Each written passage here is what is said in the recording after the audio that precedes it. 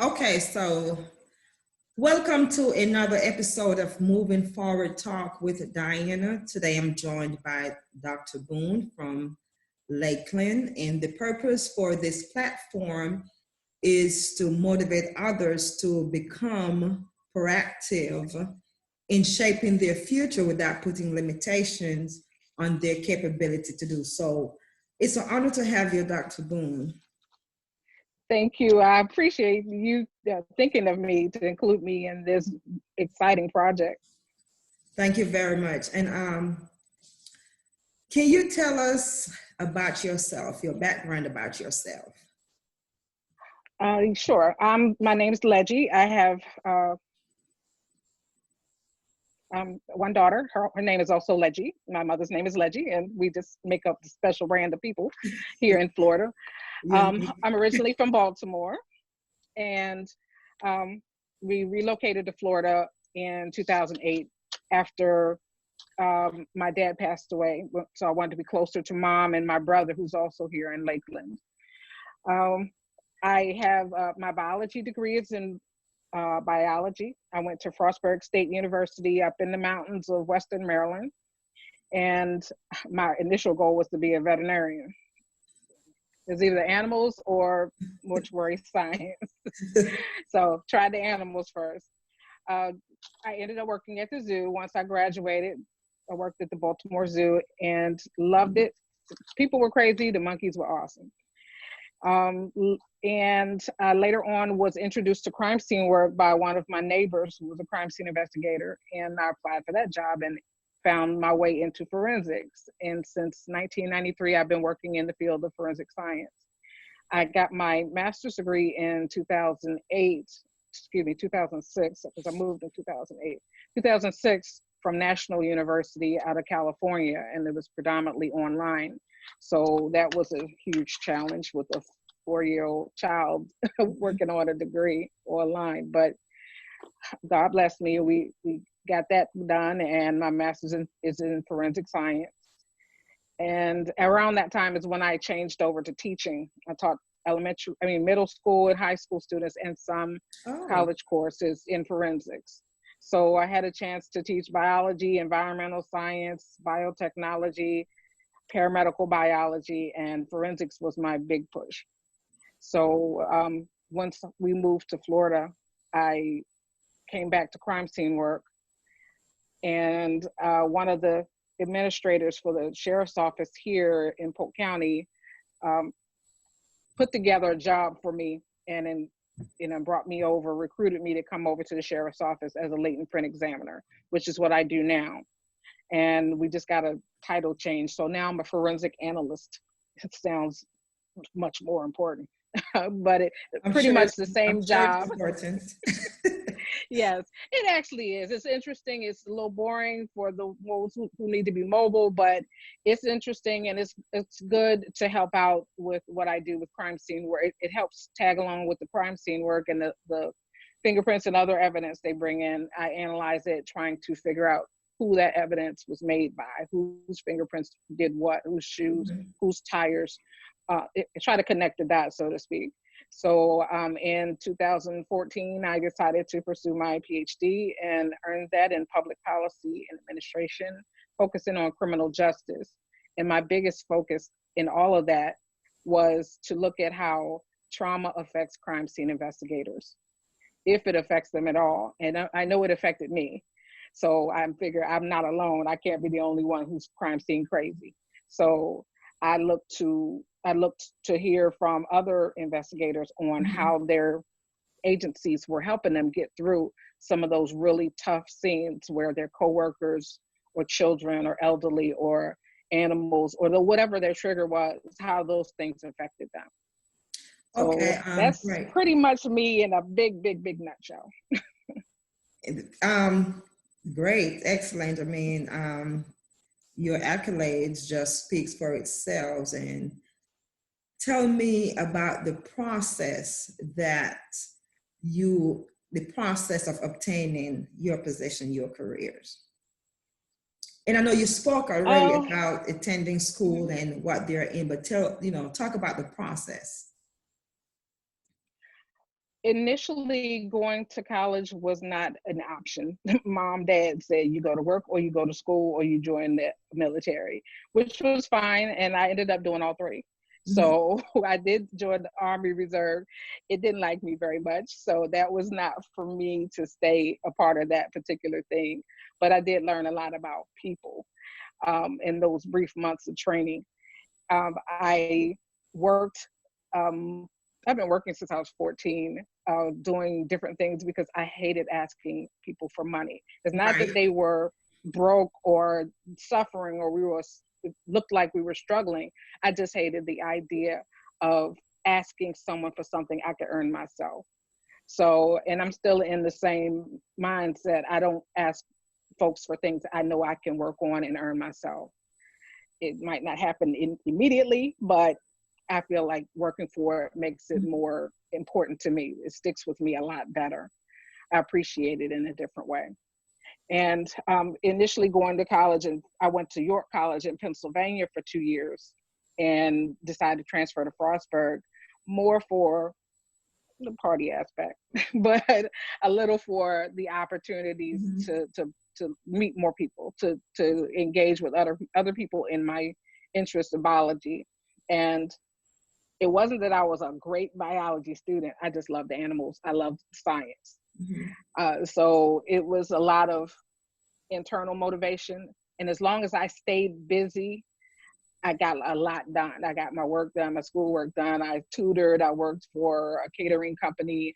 I did things off campus with Boys and Girls Clubs, and I was involved with NAACP and Fraternity Sweetheart, doing a lot of different things that the organization was doing, and which drew me into interest in the sorority I'm engaged in with Zeta Phi Beta Sorority Incorporated, and just being involved in everything. Forgive my dogs. Um, Being involved in all of those things kept me busy, kept me thinking, kept me wanting to do more and stay involved with the community. Um, my master's degree process was a lot different because that was briefly after about a year after the man that I married passed away. Oh. He had committed suicide. I was married to a police officer, and my daughter was 3 years old at the time. And he took his own life. He was going through a lot of his own mental, emotional traumas that no one would have known if they hadn't known him really, really closely. And uh, during his moments of stress, you know, in the our crumbling relationship, when he passed away, I decided to take some steps that forced me to grow up, so to speak. Right. So doing that during that time, I decided this is time for me to improve myself through education. No one can ever take education from you, no matter how much they may try to belittle you or try to hinder your process. It's all up to you to stay motivated, stay encouraged, pray a lot, cry a lot when you have to, but keep moving forward. And that's just something my family members, my grandmother, my all of my mothers, I have several mothers who've been mentors to me along the way, and all of them have given that same kind of message. Don't ever give up and keep moving forward. Don't stop. Just do everything you can to be a blessing to someone else. Right. So education was my route. Okay. And you mentioned something very important. You say you have a lot of mothers who encourage you along the way. And as I thought about what you said, I thought about one of the elements of the social bonding theory. And what it said is if you have, and not, quoting, but in my own words, if you have that social bond with a parent or someone you're close to, even if you're not doing what you're doing for yourself, you're making sure that you don't let them down. So when we have someone who's holding us accountable, then we also learn to hold ourselves accountable for our future without putting limitations or without using barriers to overcome what we're Yes, trying to do. definitely. Right. So you mentioned that, but what are some of the barriers? And I know you mentioned briefly about the death of your husband, because that's a barrier that probably could have influence you to actually stop pursuing your goal, but instead you use it as a positive reinforcement. So what are other barriers Definitely. that you experience that could have caused you to stop pursuing your goals? Well, I think being somewhat alone, especially after he passed away, and having my parents living in Florida while I was still in Baltimore. So Mhm. my closest relatives, I still had relatives in Baltimore, but my parents, my brother, were all in Florida. So that was a little difficult to find that, to not be able to lean on mom or dad for that hug or that word immediately. I could always call or talk to whom, either or everybody if I chose. But my barriers would have been at that time, having my daughter being so young and trying to find her, um, her learning styles, her keep her engaged and involved in different things I was doing, and not lose the attention that she needed, because it was just me. I swear that's the hardest thing I've ever done, is being a single parent. And Mhm. I don't particularly like that phrase, that tag, that name is single mother. Mhm. However, I know that's what I am, but I feel like it's taken all of my relatives in that village, that village in one way or another, to assist with raising her. Excuse me. Excuse me. But other barriers were the finances, the costs of making these decisions about education, about even relocating to Florida. That cost me so much money in loss. Since I was teaching, I had summers off, so I moved down in the summertime. But it cost probably about $40,000 between the relocation and the getting started, and uh, until I could get a job here and find a home, and just getting started. And then the pay grade is so much different, so much lower in Florida than in Maryland. Mhm. So excuse me, money is not my driving force. So otherwise I wouldn't be working in law enforcement. I have to But remind myself of that every day. excuse me. I'm sorry. So yeah, the finances, the making decisions for this little person, the um, not having, even if I had someone special at the time, they still were not responsible for the decisions I had to make. Right. Their opinion might be good, but they didn't have to help me make any decisions. And I've always, I need somebody else to be involved. I'd like to have had um, that second person in the house, second adult in the house, but that just was not my interest to bring people around my child. So mainly because of my crime scene background, too many babies have been injured or murdered by mom's boyfriend.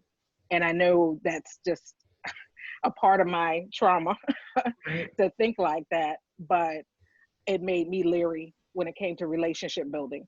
And so that was to me a barrier in its own realm of things. But as far as pursuing education, I think I stood in my own way because I put it off and put it off and put it off, or just didn't take the time to think through what I wanted to do or how I wanted to do it. So both my master's and my PhD were on a whim, impulse, just do it. And then I started. I made a phone call or I emailed a person and got it started. Now that I got the ball rolling, I'll keep going.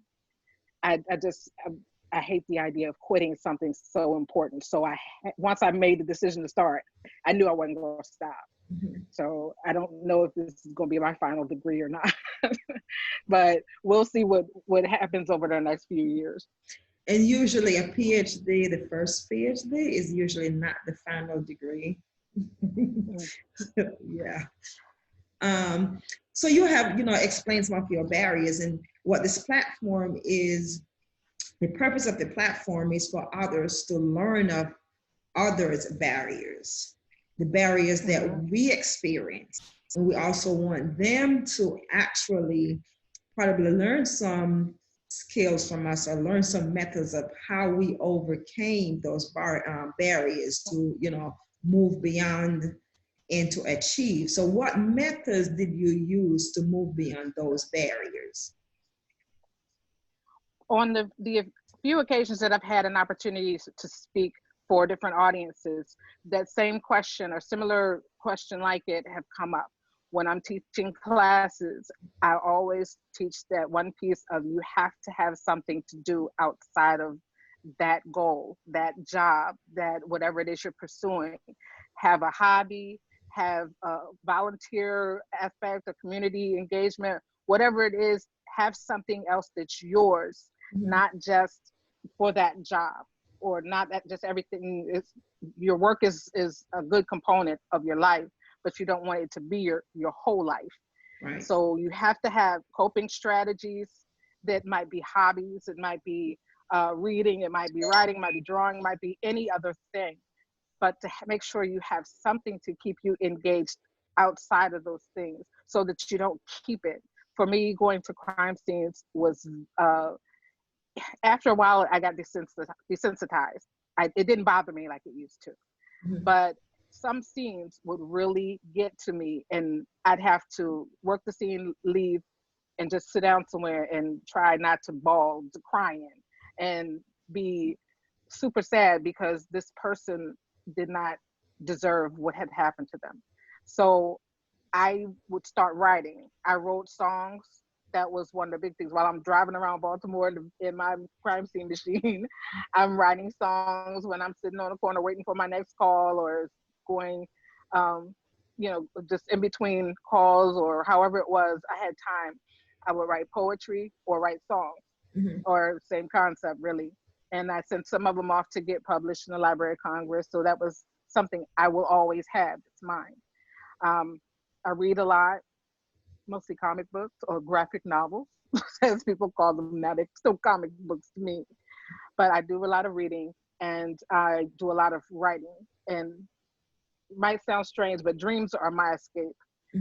It's not the kind of dreams of dreaming of what I can be or what I can do. It's the dreams that you have when you're in your sleeping subconscious mind. And my dreams are like movies. So I wake up, if I've had a dream that's really active, I don't really sleep. So I'm not fully knocked out sleep. So when I wake up, I remember a lot of my dreams and I write them down. So right now I have over probably close to 600 dreams cataloged on my computer, between my computer and multiple notebooks. So that's one of my writing projects, to get all of them organized in some fashion that I can get some type of, maybe somebody to draw, or I can add some of my little scribbles. I can say I can draw, you know what it is, but it's not pretty. You can tell I'm drawing an elephant, but anyway. But my dreams, I want to publish that as a work. I'm just trying to figure out now how I want it presented, whether in just the written word with a few drawings, or as a graphic novel with multiple series. So that's on the back burner after this current forensic textbook project. Okay. So, but my biggest thing out of all of that you asked was, how do I get through these times of the struggle of achieving my goals, was to encourage myself and find something positive affirmations, find something positive and speak it into existence. I would walk around the parking lot at my job in the mornings. I know people probably thought I don't know what they thought I was doing, but I'm walking around praying before I go into this toxic environment of bad attitudes, or bad situations, or anger, or meltdowns, or whatever it is. I wanted to pray myself up and speak positivity. I'm blessed, I am loved, I'm encouraged, I'm strong, I'm confident. All of these things I'm saying to myself until it's in my head. And then I would always end with, I'm an author, I'm a leader, I'm an agent of social change, I'm a Walden graduate, I am a PhD. And I want to speak these things into existence. So now I've become all of those things that I was speaking of. and trying to encourage my daughter and my younger cousins that are around a lot. Always say something positive about yourself. Don't let anybody's comments Mm-hmm. stick to you. You'll hear it, but you don't have to keep it. You don't have to be what others think you are. You have to be what you think you are. You what you want to be. Find that encouragement. And speaking it out loud seems to help me. But I always recommend other people do it as well. If you can't speak it all the time, write it down. You have cell phone, you can take notes, or you can make your own audio recordings if you don't like to write. There's so many other ways to be encouraged and learn. Never stop learning. There's so many free classes out here that I take webinars, do webinars on my lunch breaks just to have something else to add to my resume, just to have something else to add to that CV and Mm-hmm. round me out. If I want to market myself to do something else, I've already taken the class. So even if it's, doing crafts, scrapbooking, I can put that on my resume or on my CV somewhere. That's one of my hobbies, or I'm really good at this because I took this class, I learned how to do this, and I tried to practice it. So it's just a matter of not giving up on yourself, knowing you want to achieve certain goals. And you spoke about That's prayer, a and lot. you spoke about prayer, and that does changes the atmosphere. When you walk, pray before you walk into that office, that does change the atmosphere.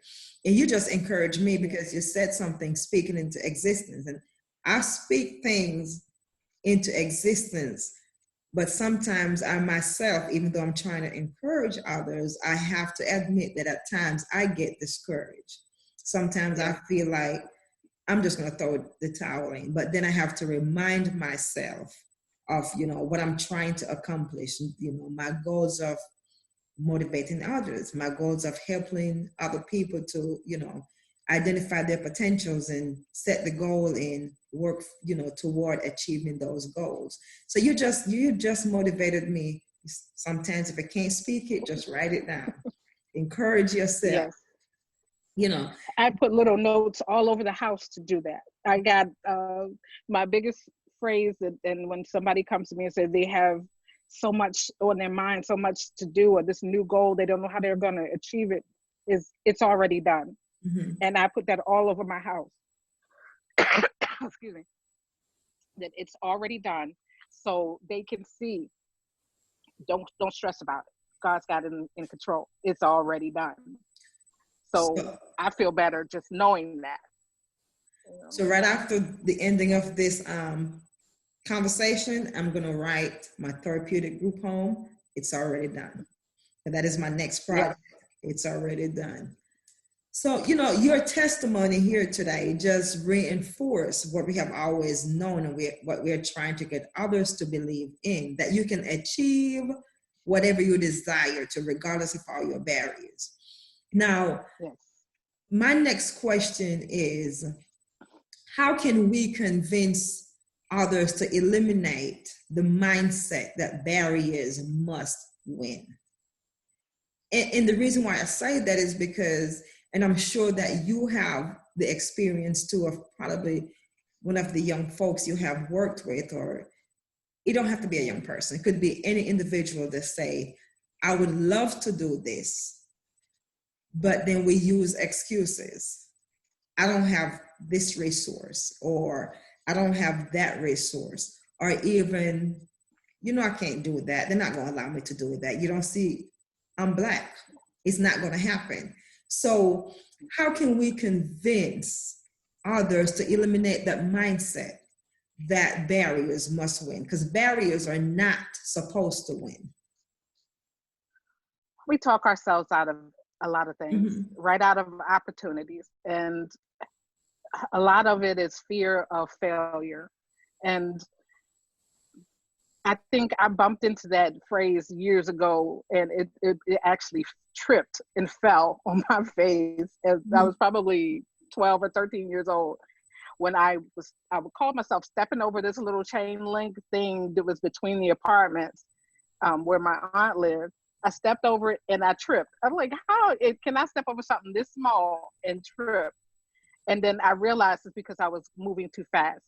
Right. I was I thought I had it, and then in me at 12, I connected fear of falling with fear of failure, and it made me think about everything I was doing. I need to slow down.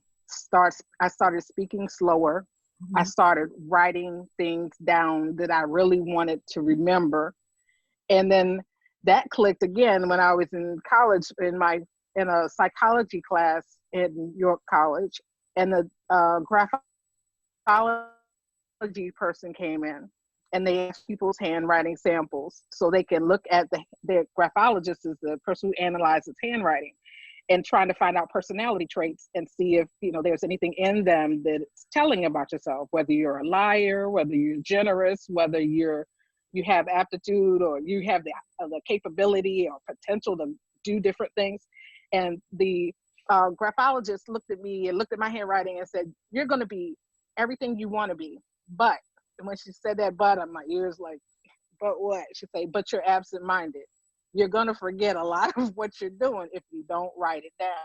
You need to write down so you can remember." And I'm like, "You got all of that out of this little 3 or 4 lines of my writing?"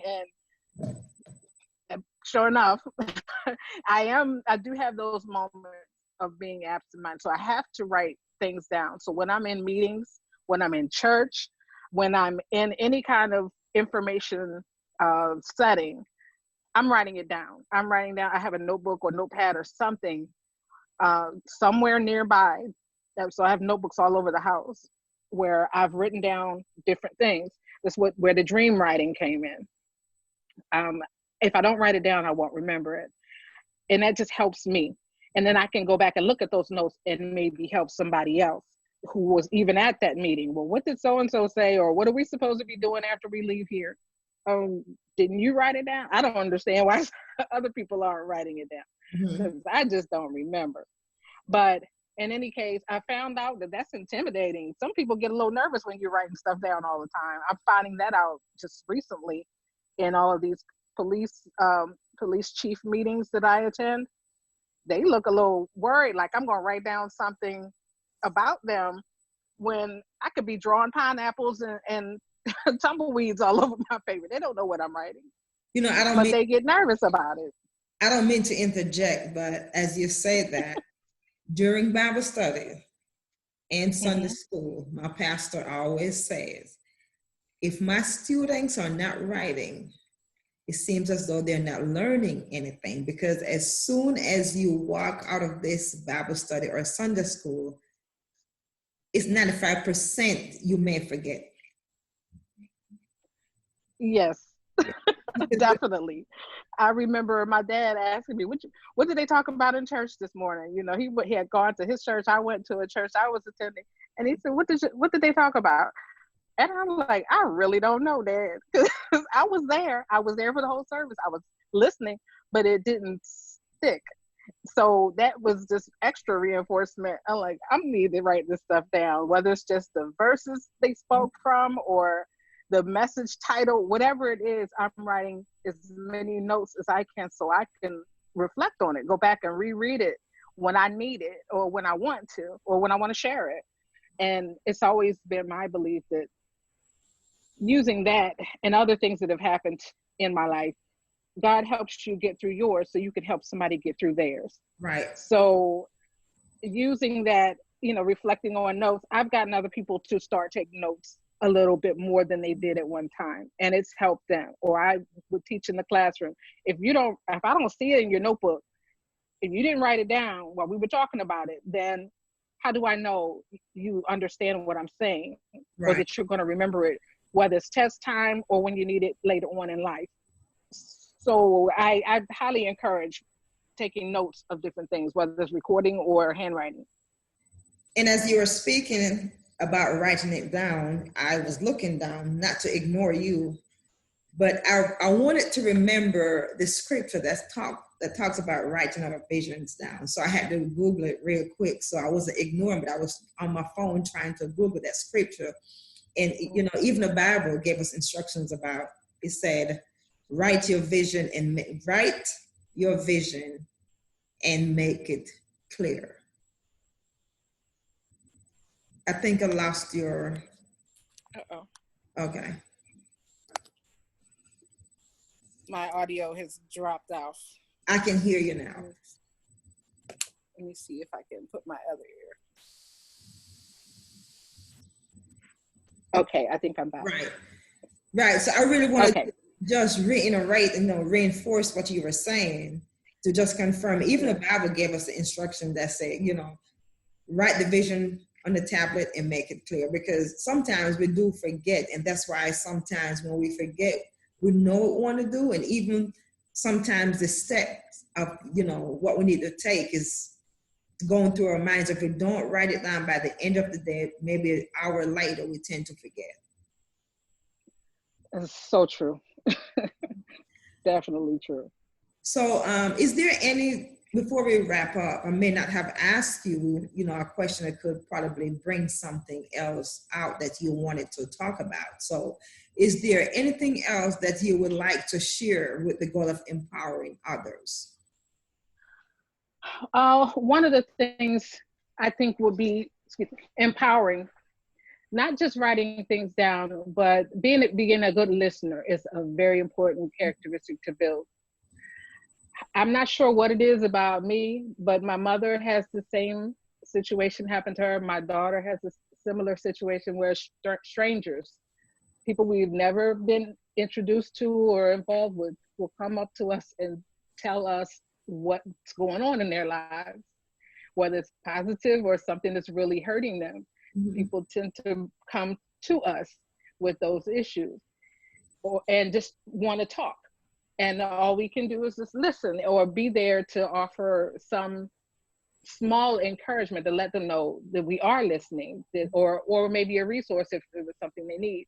I had students that would come to my classroom that were not my students. They just knew that I worked with a safe nurse who was the sexual assault forensic examiner nurse. She would, if a person was raped or molested, they would go to the hospital and have an examination to try to find evidence of that assault. And that nurse would take pictures and do different things with their clothing. But she also would tell those students, go see Miss Boone.